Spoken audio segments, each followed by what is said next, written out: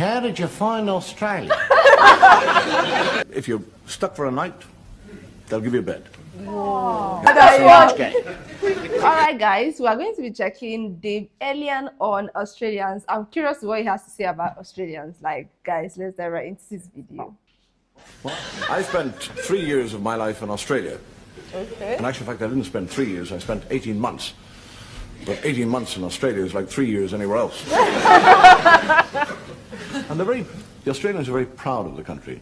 I left London on Friday at 4:30 in the afternoon. I flew all through Friday, all through Saturday, all through Sunday, and I arrived after 36 hours on an airplane. Wow. I arrived and see my eyes are hanging up. And my fellow says, how did you find Australia?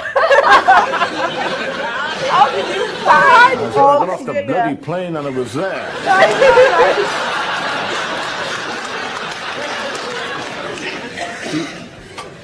The Australians actually, I know the Irish have a funny way of talking, but the Australians have also a funny, they add IE onto a lot of words.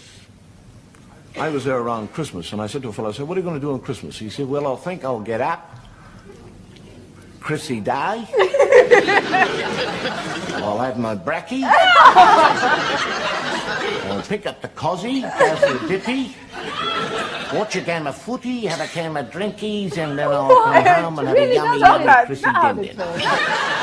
I think I've heard some white people talk like this drunky, I didn't know they are Australians, really. Are you serious? Yeah. So drunky is supposed to be like drunkard or I want to drink? He's trying to say he'll get his drink, but because they add IE to everything that they say, he's now saying drinky. He can say sleepy. That's... He was 64 years of age. Why? Oh. Why not? They loved in Australia, they loved the booze. But the beer is so cold. It's hot, you have to have gloves to... 3 beers and you look at like... Everything's got to be cold. And you get a tramp, a wino, goes into a chemist shop and said, do you have a bottle of methylated spirits? And the chemist said, yes, gives him one. He said, what's the matter? Don't you have a cold one? Cold one. They drink. Look at that. They drink. I arrived. They love cold drinks so much. Then I think he went to a chemist and he said, do you have methylated spirit? And said, do you have the cold one? Are you serious? Like... And somebody said, would you like a schooner? I thought he was going to give me a boat. And they're always telling me, as soon as you arrive in Australia, they say, watch out for the sharks.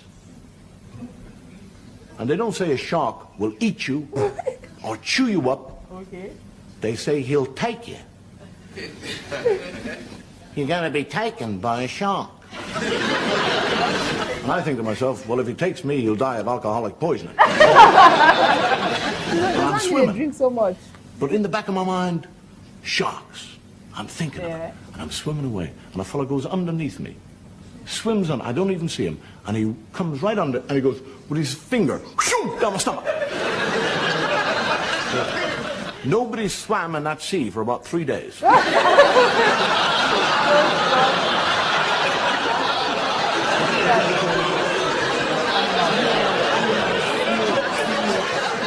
It was the nearest thing I have ever done to in my life. I was across the water on the beach.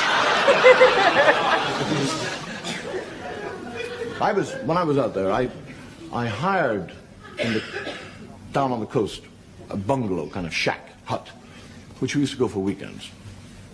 And we always get down there and have a few beers and swim and eat, laugh, joke. And then one of these Australian friends of mine said, hey, Dave, you want to be careful about the grass around here. It's getting very tall, and a lot of snakes. Yeah, They live in the grass. You want to cut it. And I said, well, I'm never here. I only come here every 6 weeks or something. How the hell am I going? He said, well, buy yourself a sheep. That is it, right? Tether him, and he'll eat up all the grass. So I thought it was a very good idea. I bought a sheep for £5. Tied him up, 6 months later, he's as big as a house.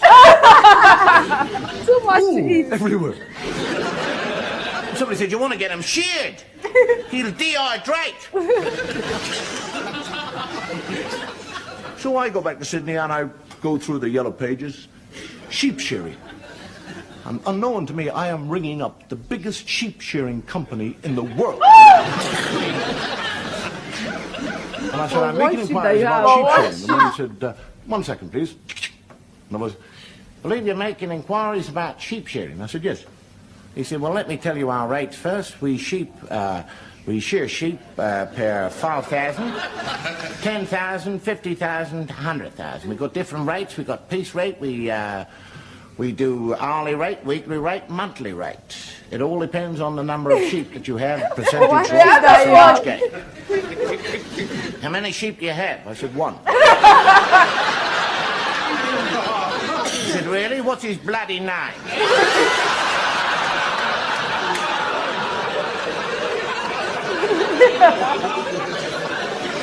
Mind you, I'll tell you something. I'll tell you, and I mean this very sincerely. The Australians are perhaps one of the most hospitable and generous people in the world. Really? I mean, if you're stuck for a night, they'll give you a bed. Wow. You haven't got a drink, they'll give you a drink. Got no money, they'll give you money. The food, they'll take the food off the plate and give it to you. It's those white Australians I don't like. Somehow or another, I don't think this show is going to be sold to Australia. Then this show is not going to be sold to Australians. Because, of course, you just busted. But honestly, are they the most? Are they really, really, really, like, generous and hospitable? I mean, if they do those 3 things he mentioned, at least that's the height of it. Because many people fear in going to another countries that when night falls, you trying to go another, you don't have where to stay. There are some countries that the night should not fall with you on the road. Just look for a place to stay before that time because it's very dangerous. It's very dangerous. The people there can be very dangerous. They'll just rob you or, you know, do something harmful to you. But to know that you are safe in a place when night falls is a lot.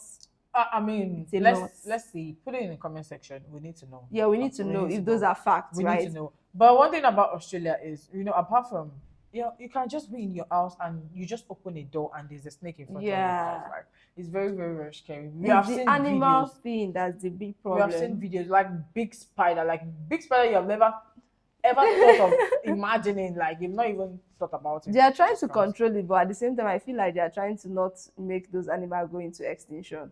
I think they should. They should go into extinction. I mean, like if they are very harmful, they might. I'm not sure. I mean, if you think you should have them around, then you can. So, with the few things he said about Australia, I feel like they are really cool, apart from the whole animal thing, right? And I feel like I want to have an experience already.